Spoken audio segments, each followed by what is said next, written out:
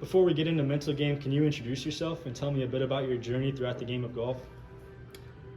Sure. My name is Dan Heaslip, Director of Golf at Windstar in Naples Bay. Um, Grew up playing golf as a kid, probably around 9 or 10 years old in Massachusetts. Actually grew up on a par 3 course, so learned the game pretty much from the hole backwards. Played through high school, didn't play at all in college. Moved to Florida after college, and about 2 years after college got into the golf business and started taking the game a little more seriously. Had some success playing, whether it be just in some money games or games with my buds or whatnot, until I got into the PGA and had some good success there. So in 1997, went to my first stint of the qualifying school, which back then was for the PGA Tour. Stage one, I did exceptionally well. Shot 65 in the first round, 11 under for the event, which was the low 4 rounds relative to par in the country for stage one. Went to stage two, where the rubber meets the road, and got a lot of tour winners in stage two. Played with Jim McGovern and Andy Bean and names like that up in Central Florida. Missed advancing to the final stage by 2 shots. If you don't get to the final stage back then you're off to the mini tours. So I played those for a couple of years. Got back into the golf business. Took another crack at it in 2000, but never got through the Q school. So I've been working in the business and playing competitively in section and in the national events since then. All right, first question. What's a common mental barrier you see in golfers from young players to pros? Common mental barrier, staying out of their own way, not overthinking things. Most players, when they're making mental errors on the golf course, it's because they're overanalyzing things and thinking more mechanically than they are playing golf shots instead of golf swing. Many golfers struggle with playing in front of a crowd or high competition. What's one way you go about handling that pressure? I think it's more about establishing a routine that allows you to get your thought process and your focus in the right areas to execute in those few seconds that you're taking to hit your shot. And appreciating just in between shots, looking around, seeing the crowds, but not necessarily letting them bother you. Yeah. What's the importance to you of visualization in golf?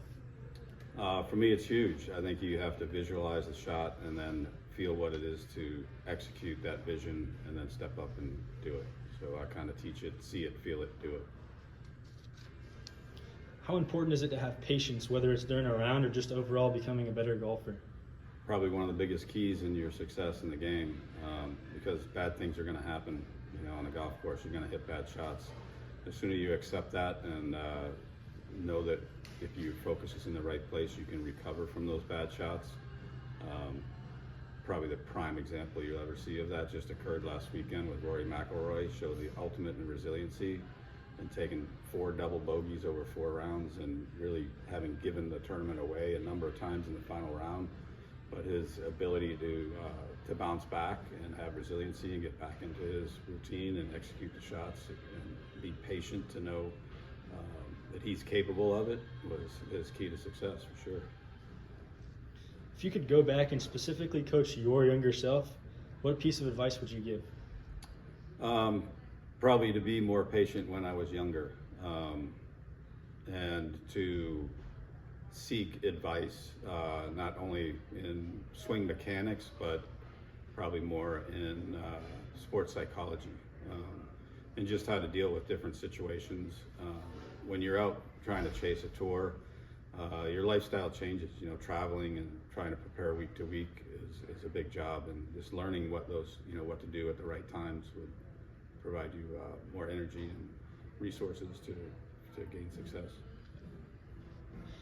How does a golfer go from hitting the ball perfectly on the range and translating that onto the course? To me, it's mostly a distraction. So the golf course designer's intent is to get between your ears. So he puts the obstacles out there that don't exist on the driving range.